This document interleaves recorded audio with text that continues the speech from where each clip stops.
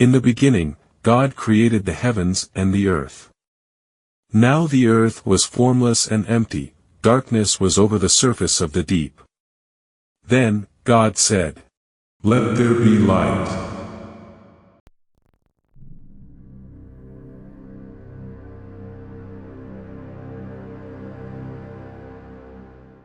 And God saw that the light was good, and he separated the light from the darkness. God called the light day, and the darkness he called night. And there was evening, and there was morning, the first day.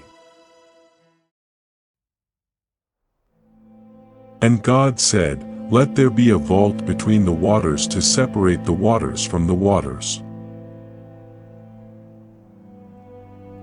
So God made the vault and separated the waters under the vault from the waters above it. And it was so. God called the vault sky.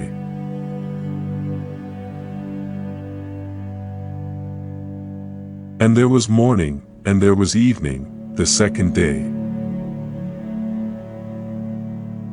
And God said, "Let the waters under the sky be gathered to one place, and let dry ground appear."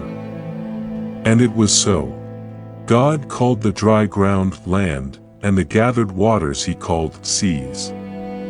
And God saw that it was good. Then God said, "Let the land produce vegetation, seed-bearing plants and trees on the land that bear fruit with seed in it, according to their various kinds." And it was so. And God saw that it was good. And there was evening, and there was morning, the third day.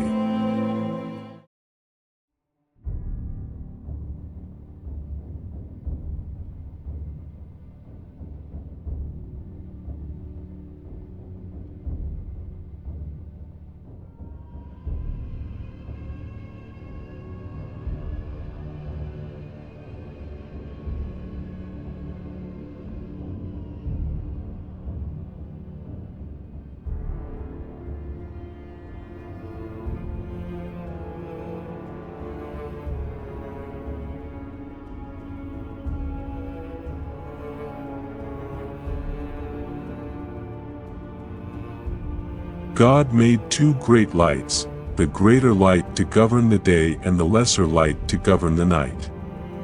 He also made the stars. And God saw that it was good. And there was evening, and there was morning, the third day.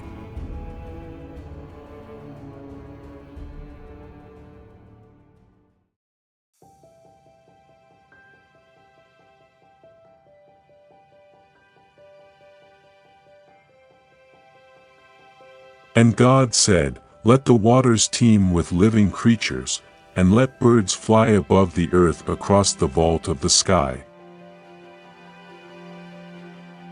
God blessed them and said, "Be fruitful and increase in number and fill the waters and the seas, and let the birds increase on the earth."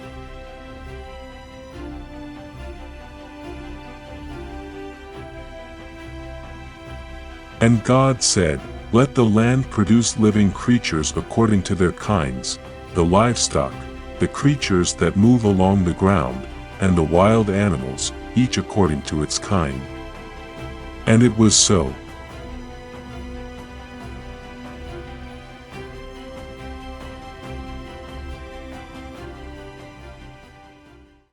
Then God said, "Let us make mankind in our image, in our likeness, so that they may rule over the fish in the sea and the birds in the sky, over the livestock and all the wild animals, and over all the creatures that move along the ground."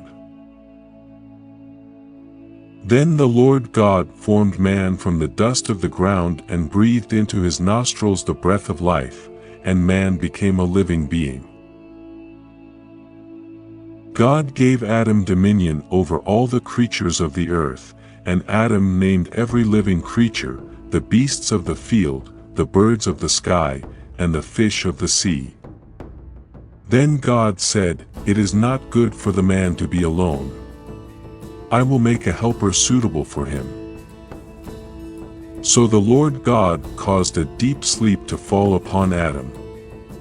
And while he slept, God took one of the man's ribs and closed up the place with flesh. Then the Lord God made a woman from the rib he had taken out of the man, and he brought her to the man. Adam said, "This at last is bone of my bones and flesh of my flesh. She shall be called woman, for she was taken out of man." For this reason, a man shall leave his father and mother and be united to his wife, and they shall become one flesh.